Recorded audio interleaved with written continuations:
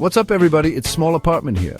And today, we're diving deep into a crucial aspect of being a landlord. Rental references. Look, I get it. Screening tenants can feel like navigating a minefield. You're trying to find responsible people who pay rent on time and treat your property like their own. That's where rental references come in. They're like gold mines of information, giving you insights into a potential tenant's past rental history.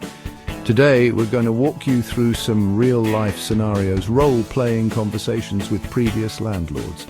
We'll cover the good, the bad, and the ugly, so you'll be prepared for anything.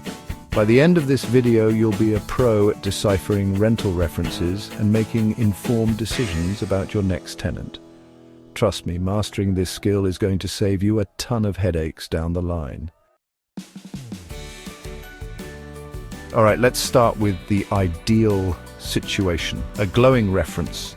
You've got the previous landlord on the line and they're singing your potential tenant's praises. They're saying things like, "Oh, they were fantastic. Always paid rent on time, never missed a beat." But don't just stop there. You want to dig a little deeper, ask about specifics. For example, you could say, "That's great to hear. Can you tell me a bit more about their communication style? Were they responsive to maintenance requests? Or did they ever have any issues with noise complaints or violating any parts of the lease agreement?" Remember, you're trying to paint a complete picture of this applicant. Don't be afraid to ask follow-up questions to get clarity. For instance, if they mentioned the tenant was quiet, you could ask, "Did they live alone or with others? Were there ever any complaints from neighbors?" This is your chance to gather as much information as possible, so don't hold back. Okay, now let's get real. Not every reference is going to be sunshine and rainbows. Sometimes you'll encounter landlords who give mixed reviews. They might say something like, "Well, they were a decent tenant overall, but they did have a few late rent payments." Now, alarm bells shouldn't immediately go off. Life happens and things come up. What's important is how these situations were handled.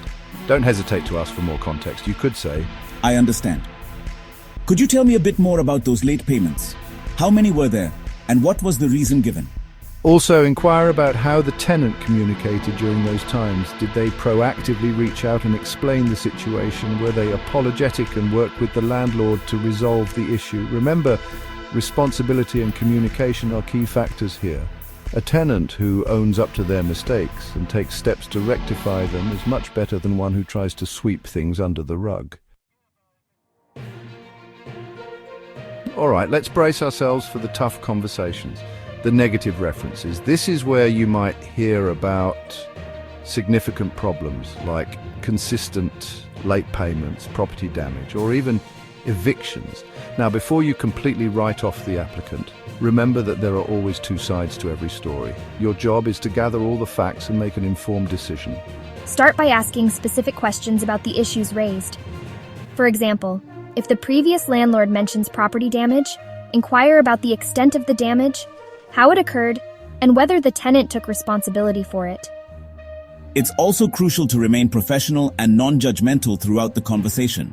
Avoid interrupting or getting defensive, even if you disagree with what's being said. Remember, you're trying to gather information, not start an argument. Take detailed notes of everything discussed, including dates, specific incidents, and any supporting documentation the landlord might offer. There you have it, a crash course in mastering rental references. By practicing these role-play scenarios and asking the right questions, you'll be well equipped to navigate the world of tenant screening like a pro. Remember, finding great tenants is all about thorough due diligence. Don't rush the process and always trust your gut instinct. If something feels off, it probably is. And hey, if you found this video helpful, make sure to smash that like button and subscribe for more landlord tips and tricks. I'm constantly dropping new videos to help you crush it in the real estate game. Until next time, take care and happy renting.